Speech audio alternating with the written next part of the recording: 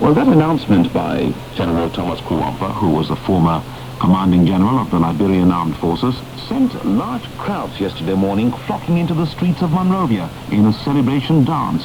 But after that, the situation became confused. Over to our reporter in Monrovia now, Isaac Bantu.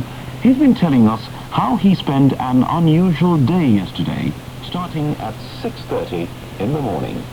To my surprise, I heard a strange voice on the radio saying that the former Commander Quiwonkpa has taken over the country. He brought a troop called the Peaceable Forces to liberate the Liberian people from what they term as injustice and corruption.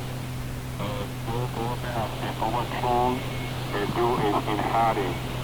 They order all enlisted men not to take orders from the high-ranking government officials who are working for those governments.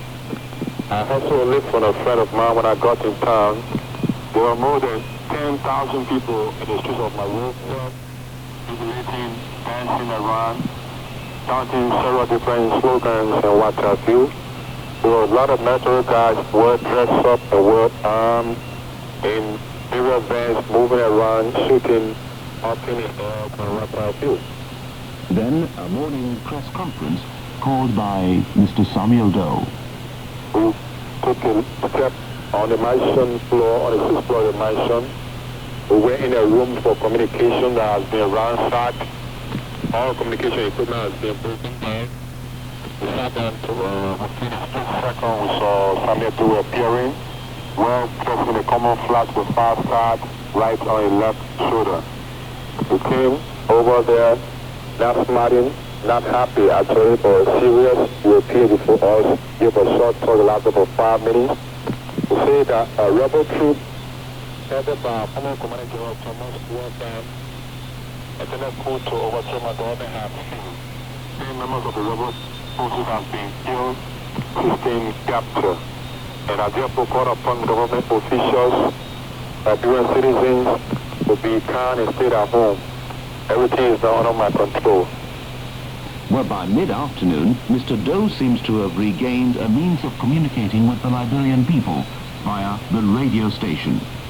At about 3:15 p.m., a flash came up from LBS reporting Quiwonkpa's statement, and the person speaking at the time was Samuel Doe, that he has now taken over the national radio station, LBS. The Liberian people should be calm and stay at home. That is in control. Those who have spoken with told me that they are in a confused stage. They don't know which is which. Because there have been 2 different reports that Quiwonkpa has taken over. This afternoon, the Samuel Doe has recaptured the entire power again from Quiwonkpa. That he is in control. So people are still wondering what is actually happening. But as far as I can say, I saw General Doe in person at the executive mansion, and I shook hands with him.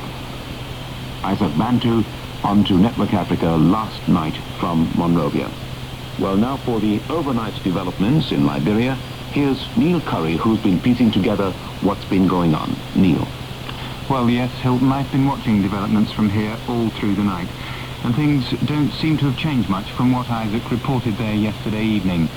It's now just over 24 hours since that ambitious broadcast that we heard from General Quiwonkpa was put out on the radio. The situation is still very unclear this morning. I have just been on the telephone to the capital Monrovia a few moments ago, talking to Momolu Sirleaf, editor of Footprints Today newspaper. He told me that again this morning the state-run radio station is just playing the pre-recorded message from Head of State Doe that they had played last night, to the effect that General Quiwonkpa's coup attempt had failed, saying that the search is now on for those responsible and giving a strict warning that the full weight of the law will be brought against anyone harbouring the so-called dissidents. It does seem difficult to properly assess the situation, though. Mr. Sirleaf told me a few moments ago that the state-run radio station LBS is carrying little news, mainly music and the message. However, the privately run radio, Elwa, is carrying its normal programming this morning.